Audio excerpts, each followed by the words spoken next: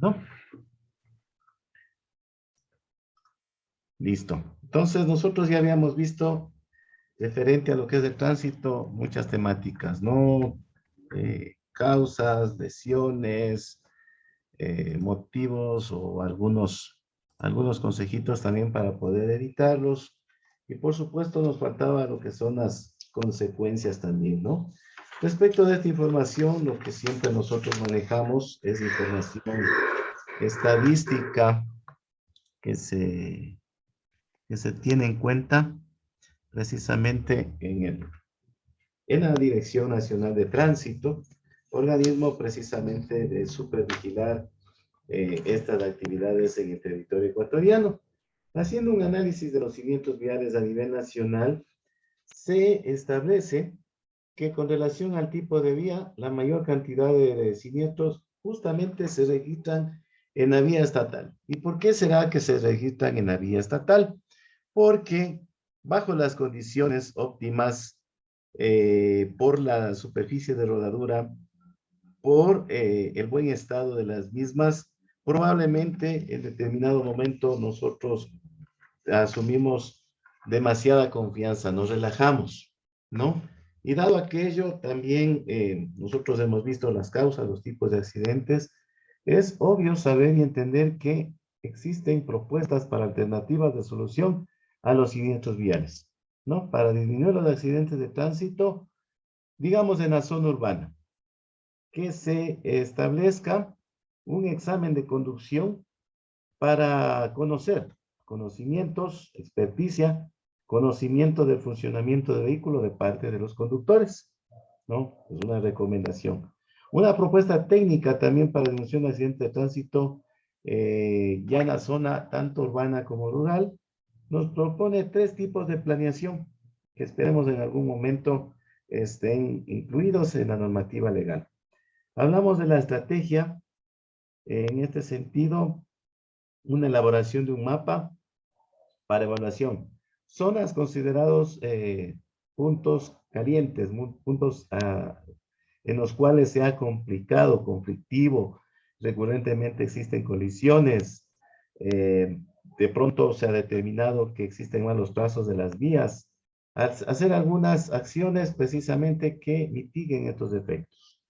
La planeación táctica, en lo táctico, una conversión e interpretación precisamente las estrategias en planes concretos. Hemos determinado, de acuerdo a un estudio, qué sé yo, el tema X, necesitamos una ciclovía, pues vamos a hacer una táctica en este sentido para ver estratégicamente dónde colocamos esta ciclovía. O si es necesario, cambiar los sentidos de circulación, aumentar la semaforización, etcétera, ¿no?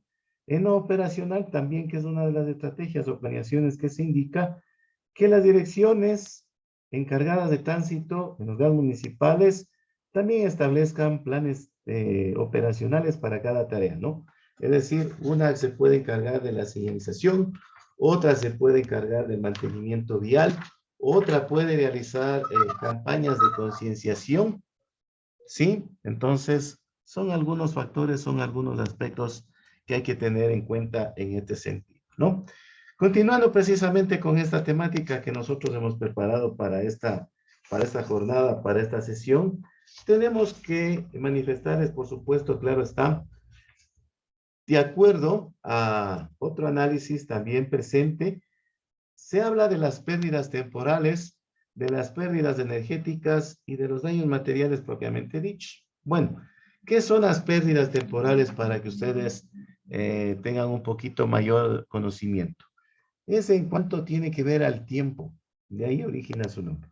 Son las pérdidas en el tiempo que usted preveyó para el desarrollo de su trabajo o actividades particulares o actividades educativas, retrasos o alargamientos imprevistos en los tiempos programados, paros o interrupciones que usted no los deseó, ¿no? Qué sé yo, una rehabilitación, una recuperación, internación, una cirugía, de pronto con alguna ausencia larga en sus actividades laborales, que repercuten obviamente en retrasos y que si no fuera por el cuerpo legal también que ampara a los trabajadores, dadas las arbitrariedades de algunos jefes o patrones, digámoslo así, probablemente podrían causar la pérdida del trabajo, ¿no?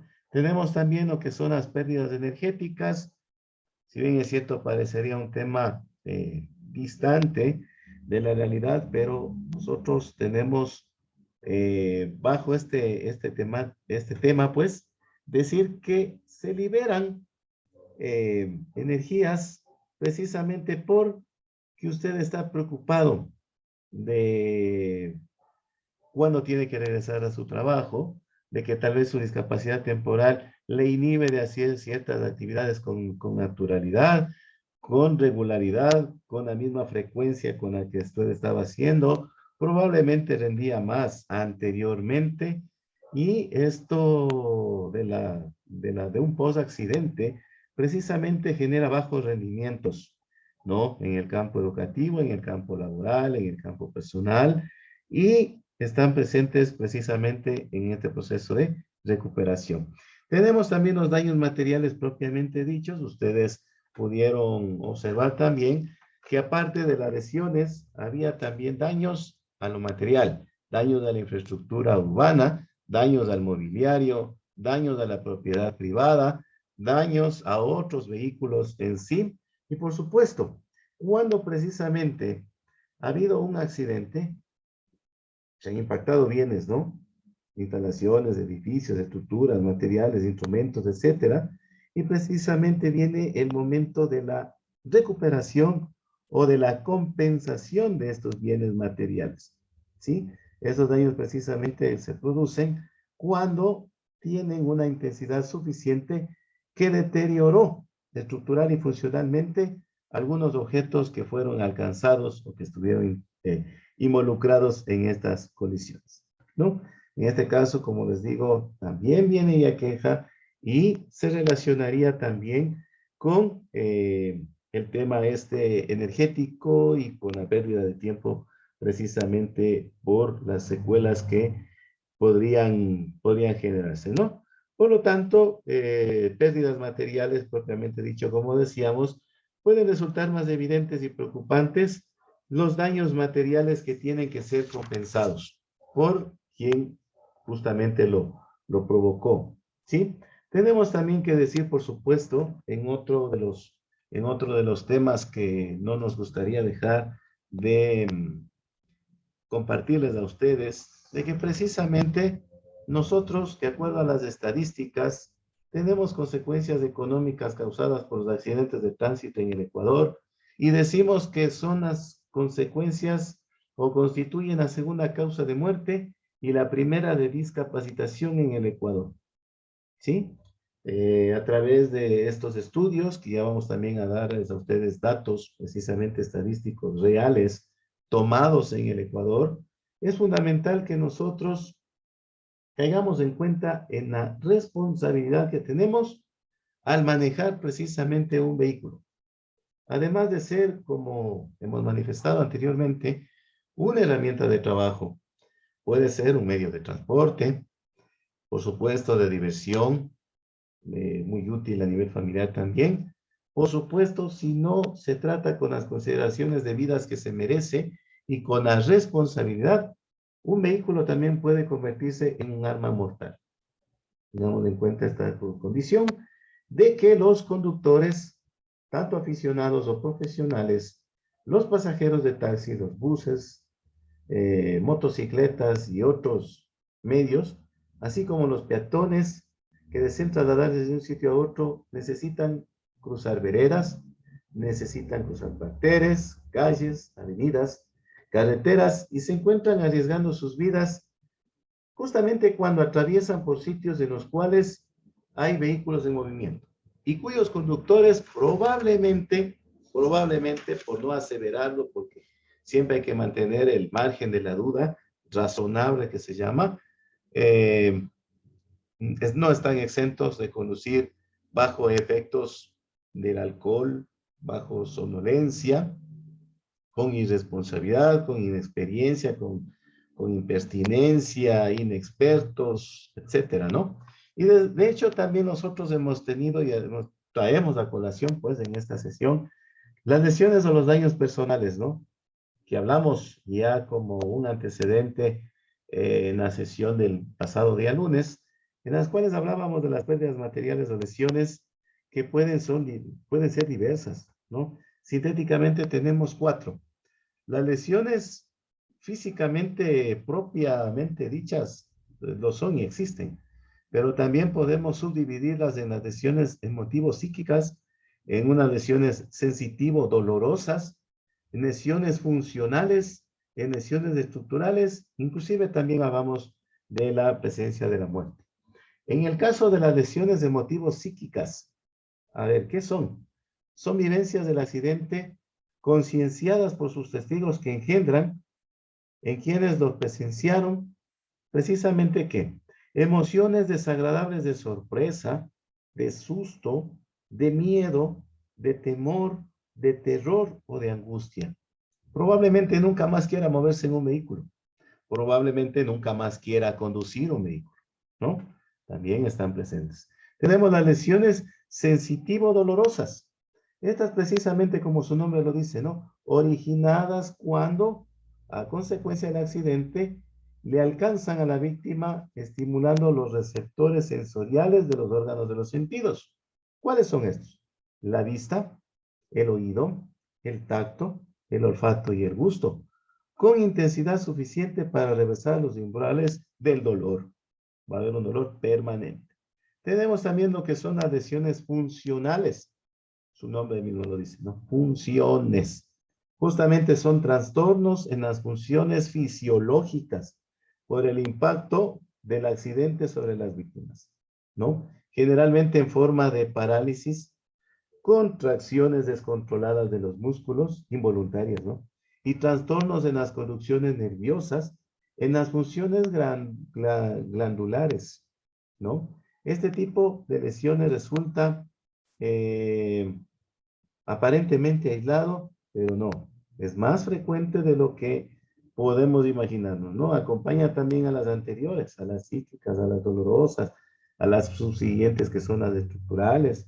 En principio, se explican como lesiones más precoces y son con efectos de impactos de menor intensidad, pero están, ¿no? A los sentidos, como decíamos, ¿no? Vista, no, perdón, a las funciones glandulares, a las conducciones nerviosas, a las contracciones involuntarias de los músculos y por supuesto a una aparición de parálisis. Y finalmente tenemos lo que son las lesiones estructurales. Estas son ya en sí, recordemos que el cuerpo del ser humano es una máquina, por lo tanto se convierte también en una estructura. Son alteraciones justamente anatómicas por el fracaso en las resistencias mecánicas de los tejidos que son parte de nuestros tejidos orgánicos frente a la intensidad agresiva de los accidentes, ¿no? Se manifiestan a través de fracturas, heridas, hemorragias, contusiones, laceraciones, roturas, lamentablemente amputaciones también, implosiones, explosiones orgánicas. Y existe en este caso, como su nombre dice, la lesión estructural, va siempre también acompañado de trastornos funcionales y dolorosos. Y finalmente de esta subdivisión de las lesiones tenemos la muerte. Cualquier tipo de lesión, sea funcional, sea estructural, va a afectar a los órganos y las funciones vitales críticos, como por ejemplo, tenemos el sistema nervioso, tenemos el aparato circulatorio, tenemos también el aparato respiratorio, determinando precisamente la muerte. ¿Y cómo será esto? Es prácticamente una lesión personal máxima que se presenta de forma inmediata o muerte súbita, o también puede ser mediata cuando en un plazo menos corto, tras el impacto, o largo plazo, días, usted está en estado de coma, está en una sala de un hospital, está debatiéndose entre la vida y la muerte. Si está precisamente ante una especie de muerte aplazada, digámoslo así, va a haber complicaciones en las evoluciones naturales de las lesiones, tanto funcionales y estructurales, y por supuesto, consecuencia de esto va a haber el colapso de los mismos y consecuentemente ya la víctima no tiene absolutamente nada que, que luchar, nada que pretender recuperar, porque lamentablemente su vida eh, llegó a un estado de colapso, ¿no? Obviamente, nosotros teníamos también que recordarles a ustedes que dentro de las lesiones habíamos mencionado traumas torácicos, lesiones cerebrales, lesiones a la altura de la cabeza, del cuello, de la cara, lesiones en las extremidades superiores, inferiores, lesiones a la altura de la columna, lesiones medulares muy peligrosas, lesiones precisamente en el torso, lesiones en el tórax, ¿no? Justamente las heridas justamente requieren de los primeros auxilios que son muy importantes y claves. Por eso había manifestado que nosotros no podemos aventurarnos a prestar auxilio a las personas que han resultado lesionadas. También habíamos hablado de lesiones. Pueden darse también quemaduras, ¿no? El airbag produce quemaduras. El conato de incendio también produce quemaduras, ¿no? Tenemos dislocaciones, habíamos hablado de eso también. Probablemente, si estamos expuestos a fuentes de electricidad, también podrían presentarse. Fracturas son muy comunes, torceduras, distensiones, etcétera, ¿no? Por lo tanto, para evitar ello, precisamente como ustedes pueden observar en esta lámina, existen medios y una recomendación para utilizar adecuadamente la seguridad pasiva que va precisamente a evitar, a minimizar, a reducir las lesiones causadas eh, por el accidente. En este caso, como nosotros hemos dicho, la seguridad pasiva no es otra cosa más que no lo tomemos como una decisión propia personal de hacerlo o no hacerlo. Si usted viaja, comunicamos en un inicio de esto de los accidentes, tiene que evitar las razones que van a aportar a la ocurrencia de accidentes. Es decir, usted sí o sí tiene que hacer uso de los sistemas de seguridad pasiva, tenerlos en las condiciones adecuadas de mantenimiento. A continuación vamos a ver unos datos estadísticos y es lamentable la ocurrencia o el bajo porcentaje de las personas que utilizamos el cinturón de seguridad, por ejemplo, ¿no? Estos sistemas de seguridad pasiva reducen, como les dije, los daños y las lesiones como consecuencias de un accidente, ¿no? Ustedes pueden observar, ahí está el cinturón de seguridad, el airbag, el apoyacabezas. No es más que solamente el hecho de ir cómodos. Es el caso de que, por ejemplo, nos evite el efecto látigo, que es un esguince cervical, ¿no? Son elementos que nos cuesta creer que hace muchos años atrás no estaban en un vehículo y ahora están porque precisamente se ha determinado cuál es la utilidad y el beneficio que presentan los mismos, ¿no? Obviamente han habido avances en el tema de la tecnología, la fabricación, la implementación, algunas innovaciones que son muy necesarias para aquello, ¿no? En este tema también quisiera hacer una pequeña profundización. El uso correcto de los sistemas de retención justamente disminuyen el riesgo de lesiones. Los vehículos vienen precisamente equipados con distintos sistemas de seguridad pasiva. Si usted utiliza correctamente estos dispositivos, evitará que las lesiones que pueden producirse sean de mayor consideración. Por ejemplo, hablemos del apoyo a cabezas, el último en la gráfica. ¿Sí? Este debe ajustarse de forma tal que la parte más elevada del cabezal quede a la altura de los ojos del conductor. Hagan la prueba, siempre hagan la prueba. Antes de empezar la marcha de su vehículo, hagan este reglaje. Separado a una distancia no superior a los 4 centímetros, que significa eso que con sus dos dedos ustedes pueden determinar la distancia a la que van justamente del apoyacabezas, ¿no? El tema del cinturón. El cinturón debe colocarse correctamente en su hebilla y precisamente tensar la banda que cruza por encima del pecho, cuidando que la misma sea estirada por el sistema inercial, es decir, sin forzamiento alguno, sin un esfuerzo adicional de parte de usted. Esto está en la parte previa, en la que les había dicho que hay que estar perfectamente chequeando si es que estos sistemas están funcionando correctamente. ¿Sí? En cuanto a la altura, la cinta debe pasar por medio de la clavícula, ¿no? El cinturón de seguridad mal colocado, ¿qué va a pasar? Podría producir lesiones en las partes frontales de los huesos, puede generar el aplastamiento vertebral anterior, obviamente sale disparado contra el volante, puede provocar la rotura de ligamentos posteriores y una disyunción ósea. ¿Suena? Crudo. ¿Cómo se hace la regulación del asiento?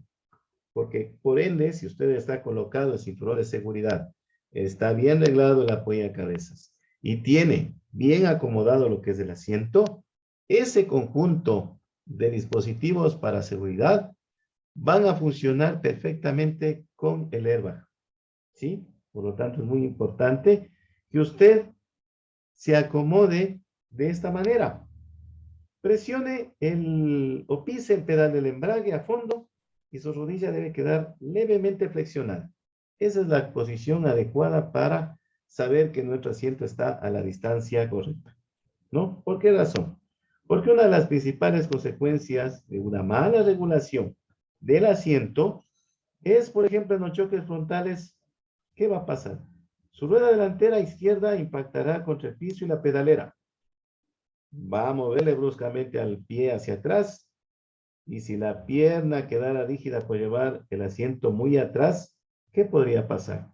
Van a magnificarse las lesiones en la cadera, en la rodilla y en el tobillo, muy comunes en este tipo de impactos, ¿no? En cambio, también una postura demasiado cercana, algunos compañeros conductores lo hacen y está mal. Muy cercano a la pedalera va a generar que su pierna izquierda quede en una posición forzada, excesivamente alta. Inclusive va a ir rozando parte del volante, lo que produce calambres en la pierna y fatiga en la conducción. Recordemos que como conductores, salvo que hagamos las pausas recomendadas cada 2 horas, cada 200 kilómetros de recorrido, ¿qué va a suceder? Vamos a ir demasiado tensos. Nosotros no podemos cambiar nuestra postura, lo que no sucede con los acompañantes, ¿sí? Por lo tanto, hay que guardar muchísimo cuidado al respecto de aquello, ¿no? Sí o sí, utilizar correctamente los sistemas de seguridad pasiva con los que viene equipado el vehículo. Más vale prevenir, ustedes saben a continuación, que lamentar. En este caso, también nosotros nos permitimos dar algunas recomendaciones que esperamos sean factibles de cumplimiento. Por ejemplo, y basados también en los datos estadísticos, más del 90% de los accidentes de tránsito son causados por el factor humano. Por lo tanto, tome estas precauciones. Equipe al vehículo con elementos que son vitales. Botiquín de primeros auxilios, caja de herramientas, ¿sí? Los triángulos de seguridad, gato hidráulico, etcétera, ¿no?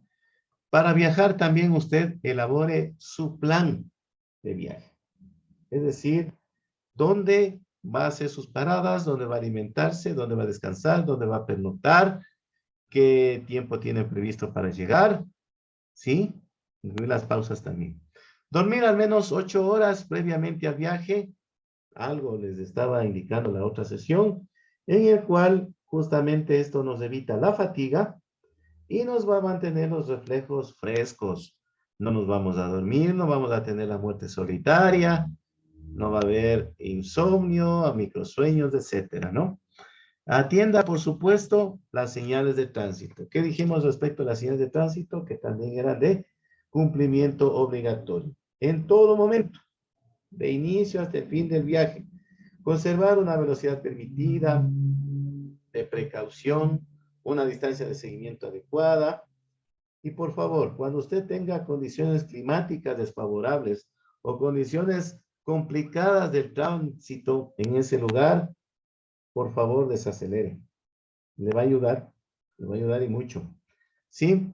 Exija a que todos los ocupantes del vehículo lleven puesto el cinturón de seguridad y a los niños siempre llevarlos en la parte de atrás con el cinturón ajustado. ¿Ya? Niños pueden ir jugando, pero en la parte trasera con su cinturón ajustado y vaya haciendo el respectivo chequeo de estos, ¿no?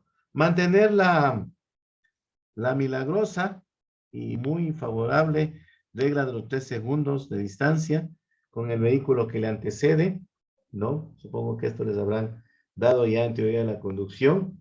Esto les va a precisamente a reaccionar de mejor forma ante un imprevisto que se da, siempre hay, y la posibilidad también de esquivar alguna posibilidad o situación de peligro, ¿no? ¿Qué más tenemos acá? Mantener las luces encendidas durante todo el trayecto, sobre todo cuando la cantidad de iluminación es muy baja y en horas de la noche. Justamente es obligatorio el uso de las luces bajas en la ruta, nos ayuda a realizar el adelantamiento y, por supuesto, lo que siempre hemos manifestado, ¿no? Ver y ser vistos. No utilizar las luces altas, ustedes ya saben también el por qué, produce el conocido deslumbramiento y es complicado recuperarse a veces de ello inmediatamente. Ojo, indique siempre las maniobras con las luces de giro, activando las luces intermitentes. Informe a los demás conductores con antelación las maniobras que usted va a realizar, ¿no? Evite llevar bultos en exceso. Nuestro vehículo no sirve de carga, no es para carga. Inclusive ahora hay algunos dispositivos que van en el techo, unas parrillas, etcétera. Aquí tenemos que decir, claro, que obviamente va a afectar en el comportamiento dinámico del auto, ¿no? Esto ya es física en parte. Va a aumentar también el consumo de combustible. Me había estado olvidando de esto, de acuerdo a la resistencia aerodinámica. Por lo tanto, lo que soporta su vehículo, nada más. Elija también el mejor momento para manejar. Recordemos también que justamente en las horas, en las primeras horas del amanecer o en las últimas horas del atardecer, usted puede ser deslumbrado por el sol, ¿no? Evite esas horas. O en su defecto, una precaución, ¿no? Utilice gafas antisol. Y también, si es proclive, su capacidad visual por algún motivo no le recomienda a su médico que conduzca en la noche, no lo haga, ¿no? Ya que la visibilidad precisamente disminuye notablemente. Tiene que contar con un sentido visual al 100% para que usted maneje en la noche. Por precaución, mejor elija otro momento para viajar. No, habíamos dicho del tiempo para dormir. Y obvio, maneje como máximo de 8 a 9 horas diarias, incluyendo las paradas o las pausas activas que se denominan también. Algo les había dicho ya cada 2 horas o cada 200 kilómetros. Le va a ayudar a relajarse, va a estirarse, tiene que hacer también ejercicios de estiramiento, ¿no? Esto por lo menos, digo yo, de 10 a 15 minutos. Y recuerde también que en los atascamientos, en los congestionamientos, usted va a percibir esa sensación de cansancio. Nos cansan los atascos en el tráfico. Por lo que si en 2 horas no recorrió los 200 kilómetros, fue menos, mucho menos. Ya, no sé si estimamos unos 20 kilómetros. También pare y estírese. Haga estas famosas pausas. Beba también algún líquido, coma algo que no resulte pesado. Y justamente acá, ¿no? En las paradas tenemos evitar comidas pesadas. ¿Por qué? Porque le van a causar somnolencia antes y durante el viaje, ¿no? Evite también el alcohol y sustancias o refrescos gasificados. Los energizantes también son contraproducentes. Beba preferible agua fresca, ¿no? Beba agua fresca que le va a ayudar bastante, bastante, bastante, ¿no? Entonces, esto es muy, muy importante. Y bueno, para finalizar también, antes de mostrarles el videito que tengo preparado para esta noche, ¿cómo debemos actuar nosotros en caso de participar en un accidente con lesionados? Sí, las estadísticas justamente indican que no estamos exentos de estar involucrados en un accidente de tránsito. Por lo tanto, una vez inmediatamente que se produzca el siniestro, llame al Sistema Integrado de Seguridad EQ 911. Sí, probablemente habrá zonas donde no cuente con señal para comunicarse telefónicamente. Tenga a la mano un mapa de la ruta o ubíquese, ¿no? Ubíquese en el sector donde está, cuál es el punto más cercano, dónde puede usted acercarse a solicitar ayuda, ¿sí? Y también es importante que alguien nos espere en el lugar de destino y que le informemos a qué hora más o menos vamos a llegar, preveemos llegar, para que en caso de que nosotros nos demoremos, ya estén alarmados, ¿sí? Y no solo por accidentes de tránsito, ¿no? Muchas cosas pueden pasar, es tema de seguridad también. Justamente señale la zona con los triángulos. En el caso de víctimas, espera la llegada de un profesional especializado. Vamos a ver un video de cómo actúa el personal especializado en las emergencias, dado que cualquier manipulación va a ser también, va a afectar o empeorar la situación de nuestros lesionados, ¿no? Pueden ser familiares, amigos o desconocidos. Ustedes saben que la solidaridad en estos casos siempre sobresale en las personas, ¿no? Comuníquese también con la compañía de seguros. Ellos también cuentan con grúas, con personal paramédico, deben acudir también al sitio para determinar qué tanto puede ser la cobertura del seguro, ¿sí? Y si usted es un accidente, perdón, es un protagonista de un accidente, permanezca en el lugar hasta que se haga la instrucción policial, venga el perito, colabore, no trate tampoco de intentar desaparecer, ocultar evidencia. Ya las cosas se dieron, están dadas de ese modo y creo que lo mejor es precisamente afrontar las consecuencias, ¿no? Yo creo que no nos va a pasar nada, de hecho, no sé si ustedes pueden consultar esto a su profesor o profesora de leyes, cuáles son las consecuencias en el caso de fuga del lugar de la escena del accidente, ¿no? Y como les decía, ya hay un estudio en el cual se verificó los tipos de lesiones de los ocupantes que sufrieron un accidente y que fueron reportados y atendidos por las casas justamente hospitalarias, ¿no? En el Ecuador. Tenemos, por ejemplo, hablando de las lesiones más graves, ¿no? Traumas superficiales, ocupa un 24%. Dolor incesante, pacientes que llevan con dolor que no se explica, el 23%. Tenemos también heridas cortantes, 17%. Tenemos lo que es escoriaciones, el 11%.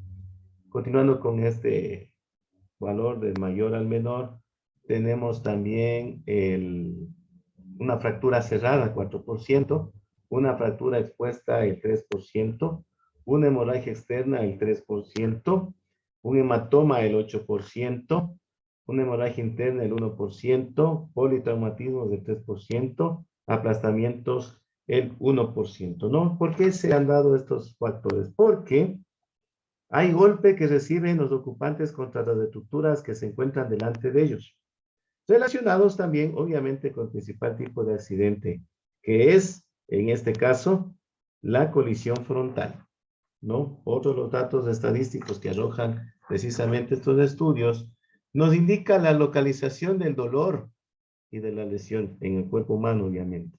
Hablamos de la cabeza, lamentablemente el más afectado, el 31%. Tenemos los miembros inferiores del 17%, miembros superiores del 16%, sobre el tórax del 14%, eh, sobre el cuello el 8%, sobre el abdomen el 5%, sobre la pelvis un 4%, sobre la región lumbar el 3% y en general no categorizado el 2%.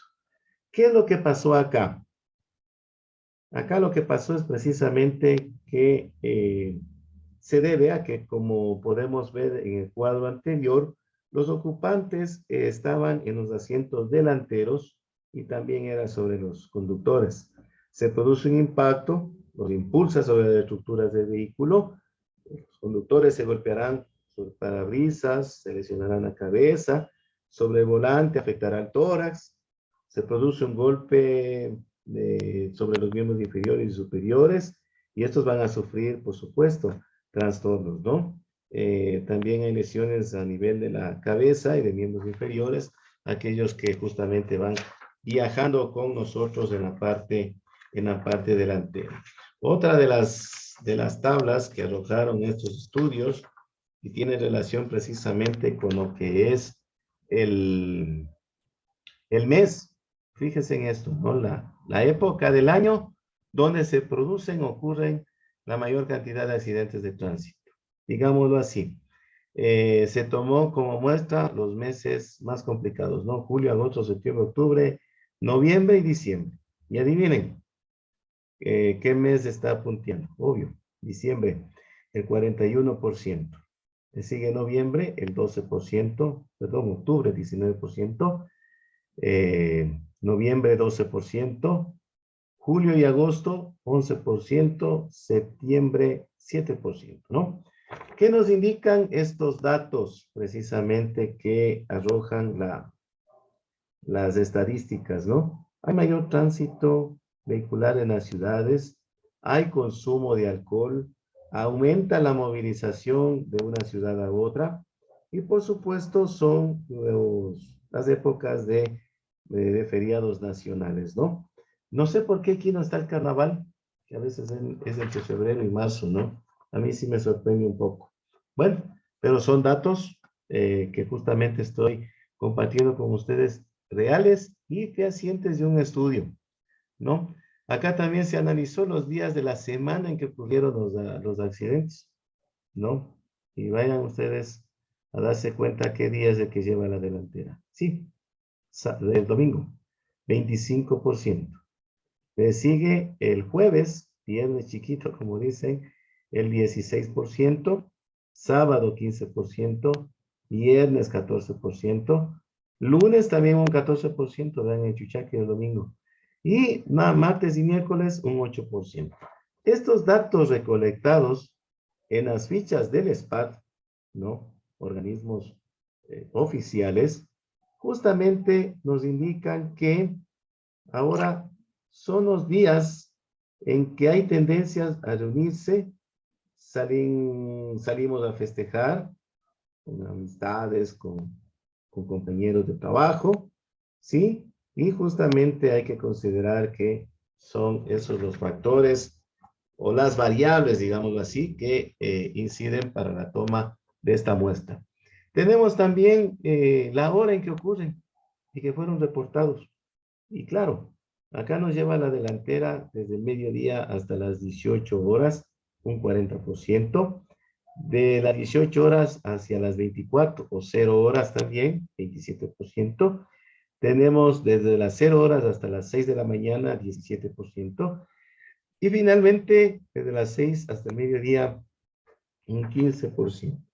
Hay que hacer hincapié en que precisamente esto se argumenta, es donde hay un mayor tránsito vehicular por la actividad de la gente en cuanto a negocios y obligaciones, ¿sí? Que justamente puede también ayudar. Y resulta que justamente alguien que estuvo bajo ingesta del alcohol, bajo influencias de alguna sustancia, o estuvo apurado, estuvo tenso, que llegar a su lugar, su acto de imprudencia, de impertinencia, precisamente provocó esta situación, ¿no? Edades de las víctimas de los accidentes. Claro, se lleva el premio mayor el grupo etario de los 15 a los 24 años, 38%. De 25 a 44 años, un 31%. Tenemos de 5 a 14 años, el 12%.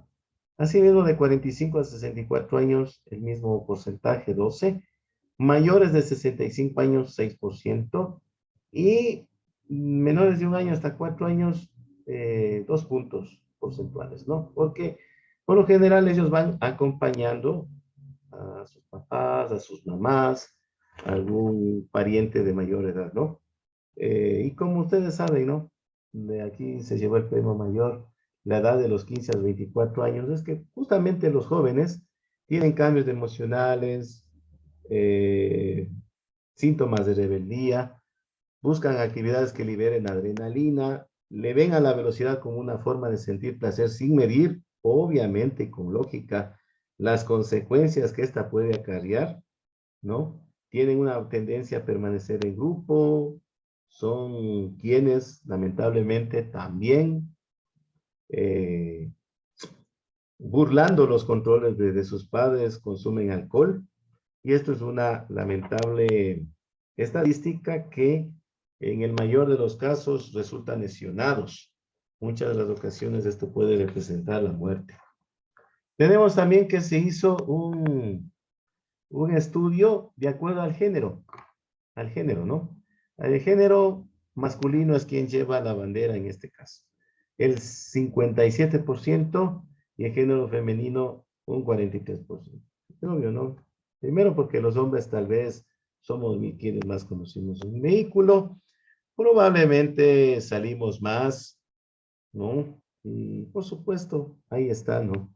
Aunque hay damitas que de a poco van perdiendo el miedo a conducir, ustedes mismos también.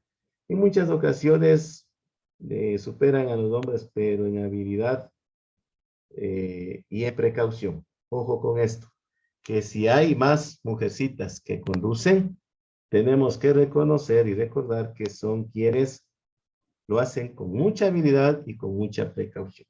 Pero no equivocarme con ustedes. Yo creo que sí. ¿Ya? Entonces, los que más fallecemos justamente somos los varones.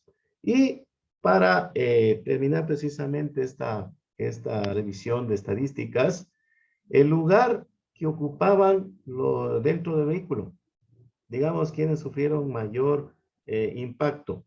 Obvio, quienes iban en el asiento delantero, el 35%. El conductor, el 31%. Quienes iban en el asiento trasero, un 22%. ¿No? Como se observa precisamente, o como les he dicho en este caso, es el asiento de la muerte, el asiento delantero, ¿no? Por lo tanto, aquí, impensable que usted si va en el asiento delantero con calidad de conductor, no utilice los sistemas de seguridad pasiva para precautelar su integridad, ¿no? Hay otros factores también, ¿no? Y ustedes también van a decir lo mismo y lo mismo, ¿no? El tema de la ingesta del alcohol, ¿no? Resulta que precisamente justamente en este porcentaje de accidentes, el consumo del alcohol es alto, ¿no? Tenemos un 32%, lo que indudablemente sí nos alarma, porque es una de las principales causas de accidentes en este tipo en el Ecuador, pese a varias campañas que ha habido, a las reformas que se dan a la Ley Orgánica de Tránsito, Transporte Terrestre y Seguridad Vial, donde hay multas, donde hay penas privativas de libertad, si hay fallecidos, ¿no? Pérdida de puntos. A pesar de aquello, no tomamos conciencia, ¿no? Factores o accidentes de los vehículos por el no uso de cinturón de seguridad. Y esto es muy lamentable, muy grave. Alguna pastillita les dije al inicio. Resulta que 7 de cada 10 no utilizamos el cinturón de seguridad. Miren esto, 7 de cada 10 no utilizamos el cinturón de seguridad. Es una cifra alarmante que arroja este estudio, precisamente más de o 3/4 partes, digamos así, de víctimas que ingresaron a las casas asistenciales no utilizaron. No hacemos conciencia del riesgo que se puede experimentar a no llevar colocados bien el cinturón de seguridad. Por lo tanto, las lesiones de los ocupantes fueron mayores. Una cosa que no sé si ustedes habrán visto o ya sepan, el cinturón de seguridad reduce hasta en un 40% las consecuencias de peligro en los accidentes de tránsito. La mortalidad, la probabilidad de morir, de ser víctimas mortales en un accidente de tránsito. Y bueno, como último dato de esta estadística, tenemos precisamente el tipo de accidente de tránsito, ¿no? resulta que lleva la batuta a la delantera. Lamentablemente es un erróneo título. Obviamente quisiéramos que estos datos desaparezcan más bien. Tiene el 36% una colisión frontal. ¿Esto dónde se daba? En las carreteras. Resulta que seguimos manejando irresponsablemente. Resulta que invadimos el carril inadecuadamente. Resulta que hacemos adelantamientos en zonas no permitidas. ¿Sí? Tenemos como segundo en este porcentaje el 31% volcamiento. Tenemos una colisión lateral, intersecciones, el 16%. Tenemos caídas de los vehículos, ¿no? Porque nos subimos y nos bajamos en pleno movimiento, ¿no? El 14%, miren, es alto. Y una colisión trasera, obvio se dan las ciudades, el 2%, despeñamientos también el 1%, y ya están todos los porcentajes, ¿no? Justamente en este caso tenemos que decir que las colisiones frontales, sobre todo, son el tipo de accidente que se presenta con mayor frecuencia en nuestras vías. Esto se debe a que no respetamos la señalización vial, no cedemos el paso preferencial, hay invasión de vías, no manejamos en condiciones biológicas adecuadas, sueño, embriagados, cansados, no tomamos medidas de seguridad vial, entre otras. Entonces hay que tener muchísimo, muchísimo cuidado, ¿no? Teniendo en cuenta también que de acuerdo a la intensidad de estas colisiones, pueden presentarse consecuentemente lo que son los volcamientos, ¿no? Eso en cuanto tiene que ver a la exposición prevista